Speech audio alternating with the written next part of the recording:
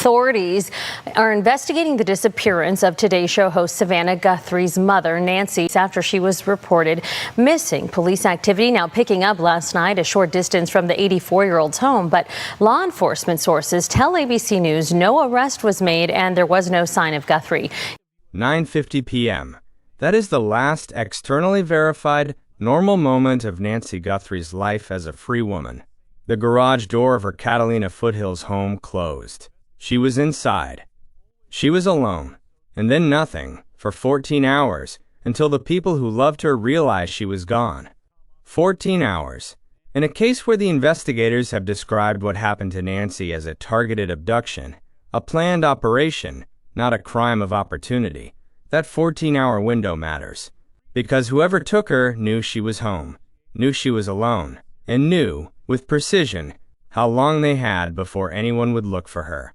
That kind of knowledge does not come from a stranger driving past a house in the dark. Hundreds of people following this case have been asking Evidence True Crime TV to examine what the public record shows about the people closest to Nancy. This video is that examination, not an accusation, not a verdict. An honest, documented look at what the evidence raises as questions, and what the evidence answers in the other direction. Because in a case this serious, the community deserves the full picture, not just the details that point one way. Subscribe to Evidence True Crime TV and hit the bell. Because this examination, the complete documented picture, what points in one direction and what points the other way, is the most thorough analysis of this case available. Stay with me. Nancy deserves nothing less. Before we go into the timeline and the evidence and the questions, I need to stop. Because at the center of everything in this video, there is a woman, not a case file. A person. Nancy Guthrie is 84 years old. She is a mother, a grandmother, a woman who built a life in Tucson, Arizona, in a neighborhood she loved, in a home that was hers. She went to dinner with her family on January 31st Street. She came home. She was taken in the night. Her daughter Savannah has gone on national television and held herself together in the middle of something most people could not survive in private. Her daughter Annie is living inside this case in a way that none of us can fully understand from the outside. And every member of this family is carrying a weight that no family should have to carry. If you are a person of faith, please say a prayer for Nancy Guthrie right now. Pray that she is found. Pray that she is safe. Pray for Savannah. For Annie. For every member of a family living inside the worst kind of uncertainty. Pray that the evidence leads where it needs to go. Pray that the truth comes to light, even if it is not what anyone expected. And if prayer is not your practice, hold Nancy in your thoughts. Hold this family. Because that is why this channel exists. Not for the theories. For her. Type amen in the comments right now. Type her name Nancy Guthrie, so the algorithm sees it. Let the world know she has not been forgotten. Type amen. Then come back. Amen. People following this case are watching from the United States, the UK, Canada, Australia, and beyond. Thank you for being here. Subscribe to Evidence True Crime TV and hit like. Your engagement is what keeps this story in front of new people. In about 60 seconds, I am going to walk you through the timeline of January 31st into February 1st, minute by minute. Because when you see the full sequence, the 14-hour window becomes impossible to look away from. Let me walk the timeline precisely. Because in a targeted abduction, every confirmed data point matters. January 31st, 2026. Saturday. At 5:30 in the evening, Nancy takes an Uber to her daughter Annie's home. She has dinner with Annie and her son-in-law, Tommaso Cioni. Normal Saturday evening. Her pacemaker data from this period shows completely normal baseline cardiac activity. A woman who is comfortable, relaxed, happy with her family. At 9:48 p.m., Tommaso drives Nancy home. The 4-mile trip takes approximately 15 to 20 minutes. He told investigators he waited until she was safely inside. Her garage door closed at 9:50 p.m. That timestamp is confirmed. 9:50 p.m. is the last externally verified peaceful moment of Nancy Guthrie's life as a free woman. Then nothing, externally, for over 4 hours. At 1:47 a.m., the doorbell camera disconnects. Around 2:10 a.m. movement is detected at the front of the home. At 2:28 a.m., Nancy's pacemaker app loses its Bluetooth connection to her phone. She is no longer near her phone. She is no longer in her house. Nobody checks on her until she misses church the following morning at 11 a.m. From 9:50 p.m. to 11 a.m., that is 14 hours. 14 hours between the last moment she was confirmed safe and the first moment someone realized she was gone. And in those 14 hours, the person who knew she was home, who knew she was alone, and who knew when she would next be missed, was the person who dropped her off. Now, here is where honest analysis requires something that most coverage does not do. That fact, that the last known contact had all of that information, is the kind of detail that investigators ask about in every case involving a targeted abduction. It is a standard investigative question. It is not a conclusion, and it points equally at any person who was present that evening and knew the details of Nancy's routine. The 14-hour window is one thing, but the camera footage from that night raises a separate question, and it is a question about knowledge, not just timing. In about 60 seconds, I am going to walk you through what body language analysts said about how the masked figure moved on that porch. Stay with me. When the FBI finally recovered the doorbell camera footage, and it required their operational technology division over a week to pull it from corrupted back-end data, something stood out immediately in the behavioral analysis. The masked figure did not search for the camera, did not scan the porch looking for it, walked straight to it on the first move with no hesitation, then used vegetation from Nancy's own garden to cover the lens. In the dark, without fumbling, body language analysts who reviewed the footage described the suspect as appearing familiar with the property. The phrase they used was that he moved like someone who had been on that porch before. Here's where evidence-based analysis requires us to hold two possibilities simultaneously. The first reading: familiarity. Someone who had been on that porch multiple times, who knew where the camera was, who knew which plants were within reach. The kind of knowledge that builds over years of family visits. The second reading: preparation. A sufficiently determined actor with advanced surveillance of a property, aerial footage, a prior visit, photographs, can acquire that same knowledge without ever having stood on that porch as a guest. Professional planning produces the same behavioral confidence as genuine familiarity. Investigators cannot distinguish between the two from footage alone. There is also the question of the subscription. NY's Nest camera reportedly had no active cloud recording subscription. Whoever planned this may have known that disconnecting the camera would eliminate most of the evidence. They were almost right. The FBI only recovered the footage through private sector data recovery. Who knows the layout of an elderly woman's porch well enough to act without hesitation in the dark? That is a question investigators ask. The answer could point in multiple directions, and the forensic height analysis that followed narrowed the field in ways that changed the picture significantly. On February 12th, the FBI used photogrammetry, a forensic height board placed in the exact position captured on camera, to determine the suspect's physical measurements. The result: 5 feet 9 to 5 feet 10 inches in height, average build, carrying a black backpack. That physical description is part of the public record. Investigators have it, and it matters for how the community in the investigation evaluates who could and could not have been the person on that porch. Then there are the searches. On February 4th, FBI agents arrived at a private residence in the investigation's orbit. Officers wearing gloves entered and photographed interior rooms for 3 hours. They carried out boxes of items. Reporters on scene spotted a Celebrite device, a forensic data extraction tool used to pull information from phones, tablets, and computers.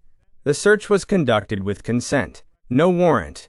Former FBI agent Jennifer Kidnapper and retired FBI analyst Robin Dreek offered opposite readings of that consent approach. Kidnapper suggested a lack of warrant could indicate the absence of probable cause at that specific location. Dreek said the family's willingness to open their home without requiring warrants actually points away from guilt.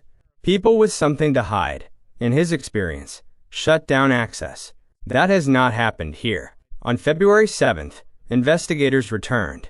Neighborhood canvassing began, not around Nancy's property, but around a specific household, repeatedly. On February 8th, Drone footage captured investigators at Nancy's property, opening a manhole cover behind the house. A septic tank. Former SWAT Captain Josh Sherrard explained the logic.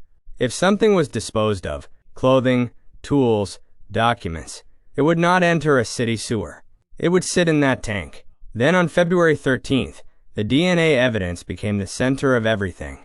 Investigators confirmed that DNA had been recovered from Nancy's property that does not belong to her or anyone with a documented reason to have been in that home. Separately, a black glove found approximately 2 miles from her house was sent for testing. The FBI received preliminary DNA results on February 15th. Throughout the investigation, investigators have been collecting cheek swabs from individuals they have interviewed, building a comparison pool to measure the unknown DNA against. Former FBI Assistant Director Frank Figliuzzi noted that investigators likely already ruled out that the DNA belonged to family members or regular visitors. Whatever DNA they found belongs to someone who was not supposed to be there. And if genetic genealogy is deployed, the same technique that identified the Golden State Killer, that unknown DNA could eventually lead to a name regardless of whether that person has ever been in a criminal database. I need to pause here, because this is the moment I ask for your support. If you are still watching, you understand the complexity of this picture. The searches that focused in one direction. The forensic evidence that may point in another. Subscribe to Evidence True Crime TV. Hit like. Type Amen in the comments for Nancy. And stay, because what Ashley Banfield's source said, and what the SWAT operation 2 miles away means, gives us the full picture. Both sides of it. That comes next.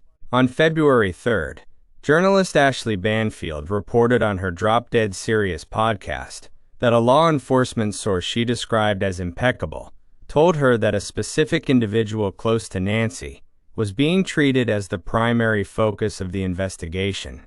She reported that a vehicle had been towed as evidence. Sheriff Nanos pushed back publicly, called the report reckless, and said no suspect had been officially named. But Banfield did not pull the story. On February 12th, appearing on Dan Abrams' program, she said nothing had changed in her source's position. She noted that when the original report created pressure inside the department, her source passed her one more line. Her source said, "When they take shots at you, you are standing on the target." I want to be precise about how to weigh this sourcing. Ashley Banfield has built her career on credibility. She is not speculating. She is attributing to a specific source, with specific standing.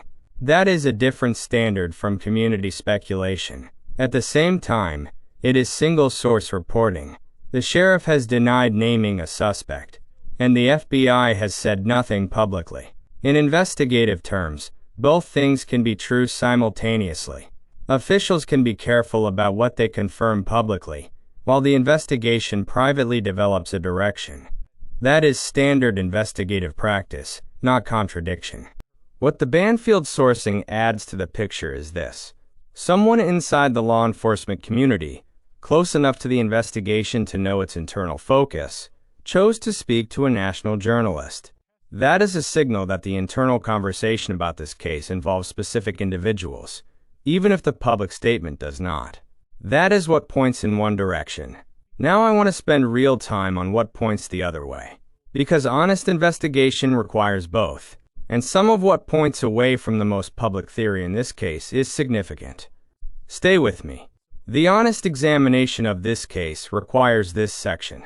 Because there is real evidence that points away from the theory the community has been developing. And this channel follows evidence in both directions. First, the background. The individual at the center of community suspicion has no criminal record. 15 years as a teacher. No arrests, no prior charges, no documented behavioral pattern consistent with this level of violence. When FBI analyst Robin Dreek assessed the available record, he stated specifically that the background he reviewed shows no behavioral arc toward this kind of crime. Second, the cooperation. The searches conducted at the relevant household were consent searches, not warrant searches. Electronics handed over voluntarily. The household did not hire attorneys and shut down access.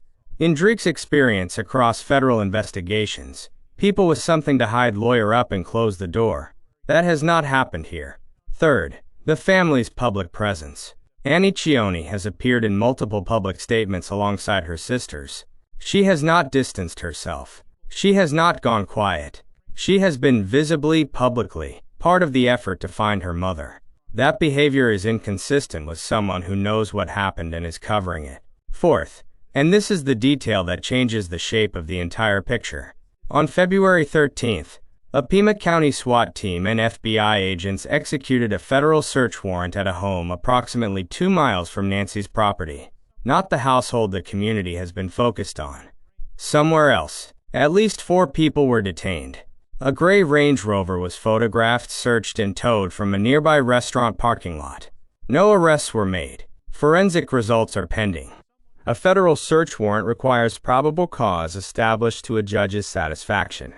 You do not execute a federal SWAT operation on a residential address 2 miles from the victim's home on a theory.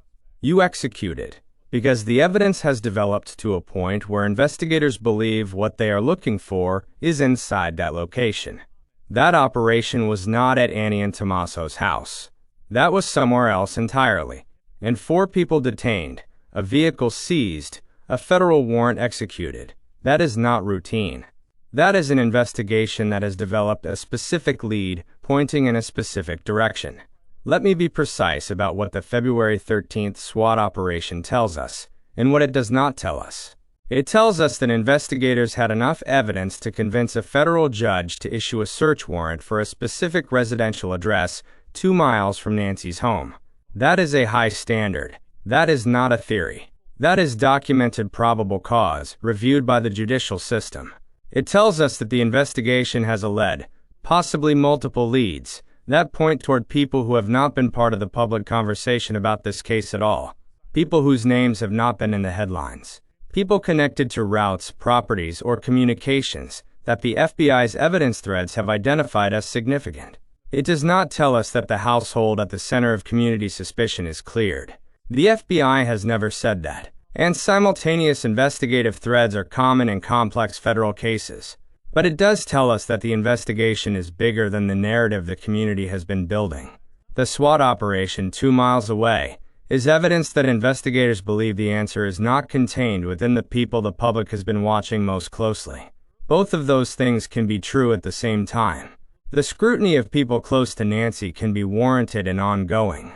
And the investigation can also have a separate, active lead pointing somewhere else entirely.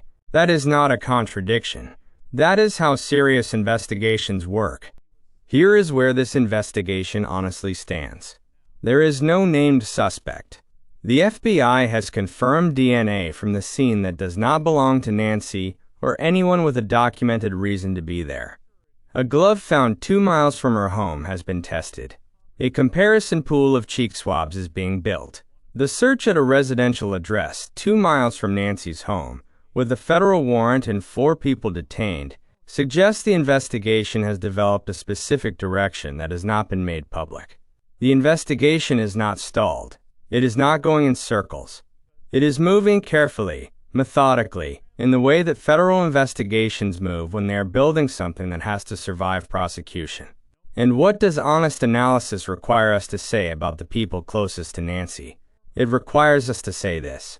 The questions the community has been raising are questions investigators are trained to ask. The timeline, the knowledge, the access. These are standard investigative frameworks, not accusations. And the documented record of the family's cooperation, their visible public presence, and the behavioral profile assessments conducted by people with decades of federal law enforcement experience all point in the opposite direction from guilt. The honest picture holds both of those things at the same time. As it should. Nancy Guthrie is 84 years old. She has a pacemaker. She takes daily medication. She has been missing for 36 days while the people who love her have gone on camera and begged for her return and refused to stop fighting. She deserves the full truth. Not the comfortable version. Not the version that fits the narrative the internet wants. The full truth. Wherever it leads. If you have any information, please call 1-800-CALL-FBI or submit at tips.fbi.gov. The Pima County Sheriff tip line is 5203-514-900. The reward is over $1.2 million. Nancy Guthrie is not forgotten. Before you go, 3 things. 1. Subscribe to Evidence True Crime TV. 2. Like this video. 3. Drop your answers in the comments. Type Amen for Nancy first. Then type her name, Nancy Guthrie.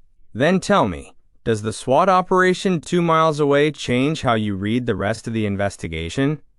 Type Amen. Type Nancy Guthrie. Subscribe. And stay with this case, because the truth is still coming. We will keep watching. We will keep reporting. And Nancy Guthrie is not forgotten.